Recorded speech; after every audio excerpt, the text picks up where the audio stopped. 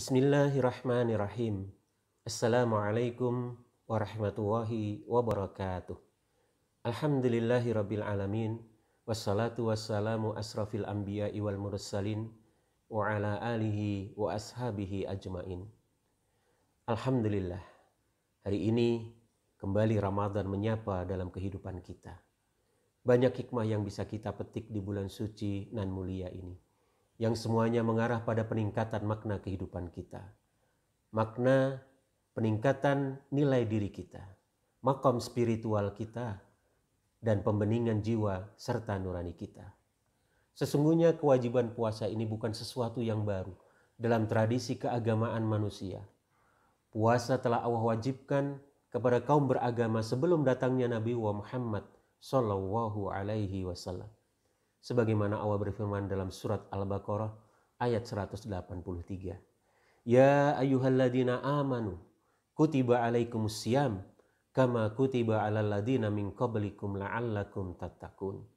Ayat ini menegaskan bahwa tujuan final disyariatkannya puasa adalah untuk tergapainya ketakwaan.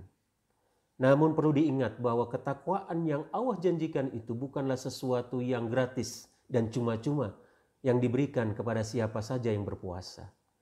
Manusia-manusia takwa yang lahir dari rahim Ramadan adalah mereka yang lulus dalam ujian-ujian yang selama berlangsungnya di bulan Ramadan tersebut. Tak heran kiranya jika Rasulullah SAW memberikan pesan indah kepada kita semua.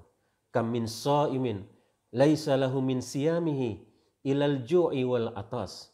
Banyak orang yang berpuasa yang tidak mendapatkan apa-apa dari puasanya kecuali rasa lapar dan dahaga. Hadis riwayat Imam Nasai dan Ibnu Majah. Mereka yang berpuasa namun tidak melakukan pengendapan makna spiritual puasa tentu akan kehilangan kesempatan untuk meraih kandungan hakiki puasa itu sendiri. Lalu apa yang mesti kita lakukan?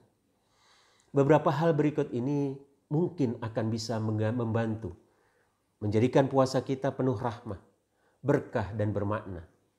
Yang pertama, mempersiapkan persepsi yang benar tentang Ramadan. Bergairah dan tidaknya seseorang melakukan pekerjaan dari aktivitas sangat korelatif dengan sejauh mana persepsi yang dia miliki tentang pekerjaan dan aktivitas itu. Dan hal ini juga bisa menimpa kita saat kita tidak memiliki persepsi yang benar tentang puasa. Oleh karena itu, setiap kali Ramadan datang, Rasulullah SAW kemudian mengumpulkan para sahabatnya untuk memberikan persepsi yang benar tentang Ramadan itu. Rasulullah SAW bersabda, telah datang kepadamu bulan Ramadan, bulan keberkahan. Allah mengunjungimu pada bulan ini dengan menurunkan rahmat, menghapus dosa-dosa, dan mengabulkan doa. Allah melihat berlomba-lombanya kamu pada bulan ini dan membanggakan kalian pada para malaikatnya. Maka tunjukkanlah kepada Allah hal-hal yang baik dari kalian. Karena orang yang sengsara adalah orang yang tidak mendapatkan rahmat di bulan Ramadan ini. Hadis riwayat Imam At-Tabrani. Inilah Rasulullah yang sampaikan kepada para sahabat. Dan tentu saja kepada para kita semua. Bersiap-siap menyambut kedatangan bulan suci dengan penuh gembira, dengan penuh lapang dada, dengan penuh kebahagiaan, dengan penuh hati yang berbunga-bunga. Maka menurut Rasulullah, sungguh tidak beruntung manusia yang melewatkan Ramadan ini dengan sia-sia, berlalu tanpa kenangan dan tanpa makna apa-apa. Persepsi yang benar akan mendorong kita untuk tidak terjebak dalam kesia-siaan di bulan Ramadan. Saat kita tahu bahwa Ramadan bulan ampunan, maka kita akan meminta ampunan kepada Sang Maha Pengampun. Saat kita tahu bulan ini bertabur rahmat, kita akan berlomba dengan antusiasnya untuk menggapai rahmat tersebut.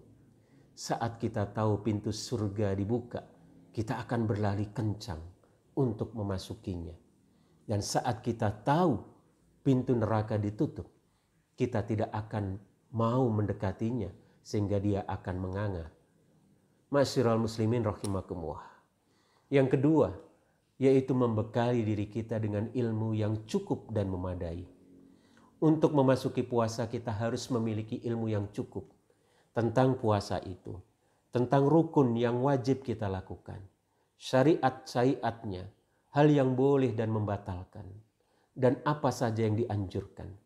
Pengetahuan yang memadai tentang puasa ini akan senantiasa menjadi panduan pada saat kita menjalankan ibadah puasa kita.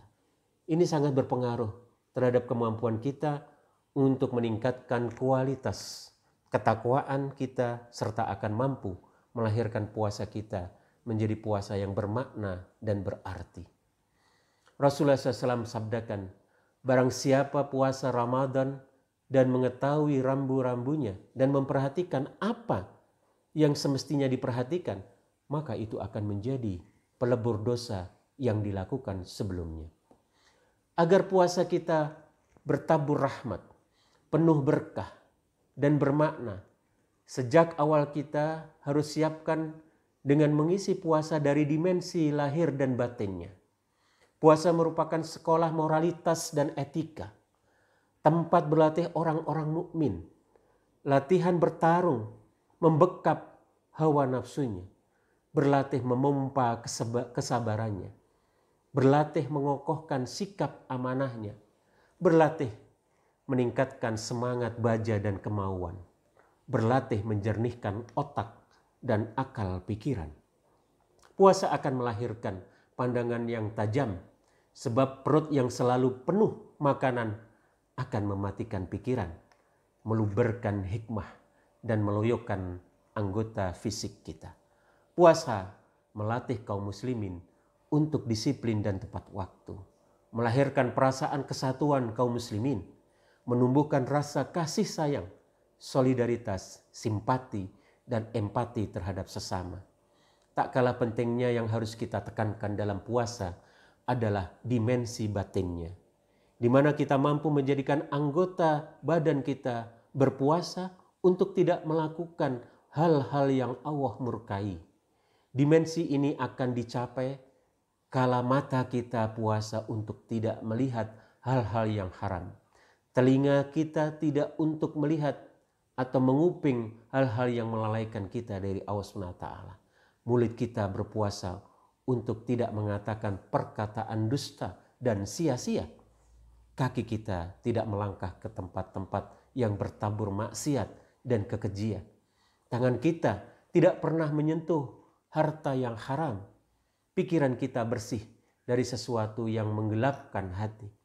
Dalam pikiran dan hati tidak bersarang ketakaburan, kedengkian, kebencian, kesombongan kepada sesama, angkara, rakus, tamak, dan keangkuhan.